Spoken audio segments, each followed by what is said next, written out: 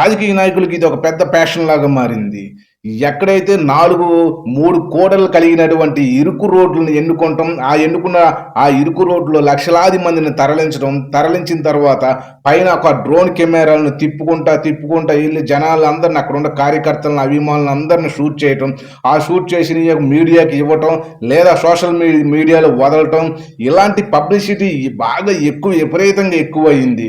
So, ఇలాంటి situation వల్ల ఎన్ని అనర్థాలు జరుగుతున్నాయో ఈరోజు మనం చూసాం. తమిళనాడు రాష్ట్రంలో కరూరు జరిగినటువంటి దిగ్భ్రాంతమైనటువంటి ఈ సిట్యుయేషన్ ఎవరు కూడా ఊహించలేదు.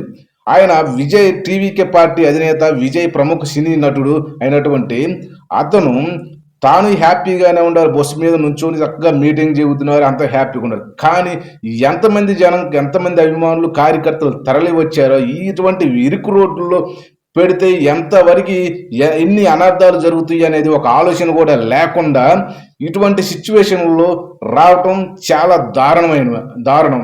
ఇటువంటి మీటింగ్లు కూడా కండక్ట్ చేయడానికి గవర్నమెంట్ కూడా పర్మిషన్ అనేది ఇవ్వకూడదు. ఎందుకంటే చాలా బహిరంగ సభలు అవుట్ సైడ్లో చాలా ఎన్నో వందల ఎకరాల్లో జరగాల్సినటువంటి ఈ మీటింగులు చిన్న గొంతులు ఇరుకైనటువంటి రోడ్ల మీద మీటింగ్ లక్షలాది 5 లక్షలు 10 లక్షల మంది జనాభాని తరలించడం. ఆ తరలించిన దగ్గర బాగా విపరీతంగా బాటిల్ ఇసిరేయటం, టవల్ ఇసిరేయటం ఇదా మామూలు జరగాల్సింది. ఇటువంటి ప్రక్రియలు సభ్య సమాజానికి మంచిది కాదని తెలియజేస్తున్నాం.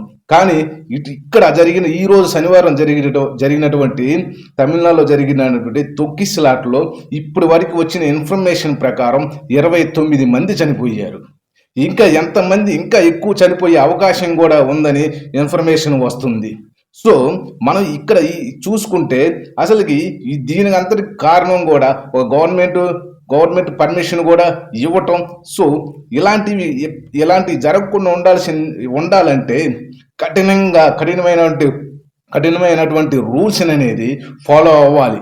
సో, చాలా వాటికి ఇప్పుడు చనిపోయిన వారందరూ కూడా స్టాలిన్ తమిళనాడు ముఖ్యమంత్రి స్టాలిన్ కూడా తీవ్ర దిగ్భ్రాంతి వ్యక్తం చేశారు. వాళ్ళని కలవటానికి కూడా వెళ్ళాలని అనుకుంటున్నారు. సో, విజయ్ ఇప్పటికైనా కానీ అక్కడ తమిళనాడులో విజయ్కి ఇప్పుడు ప్రజెంట్ చాలా ఫాలోయింగ్ ఉంది. అతను ఎక్కడ సభ పెట్టినా కానీ లక్షల్లో జనం, అది కార్యకర్తలు కానీ, ఆయన సినీ నటుడు కాబట్టి అభిమానులు కూడా ఉన్నాడు. అభిమానులు కానీ లక్షలాదిగా తరలి రావడం జరుగుతుంది. కానీ దాన్ని బట్టి ఇది విజయ్కి ఫస్ట్ టైం కాదు. గతంలో కూడా ఒకసారి ఇలాగే సిచ్యువేషన్ జరిగి చనిపోవటం జరిగింది కార్యకర్తలు. సో, మరలా తను జరిగినటువంటి ఆ సిచ్యువేషన్ మళ్ళీ రిపీట్ అవ్వటం అనేది చాలా దారుణమైన పరిస్థితిగా గమనించి విజయ్ ఇప్పటికైనా కానీ, అంటే గతంలో ఇప్పుడు అసలు ప్రజెంట్ ఇప్పటికి 29 మంది చనిపోయారంటే ఎంత దారుణమో చూడండి. సో, ఇలాంటివి మరలా పునరావృతం కాకుండా ఎక్కువ కఠినమైన చర్యలు తీసుకోవాలని కోరుకుంటున్నాం. Thank you.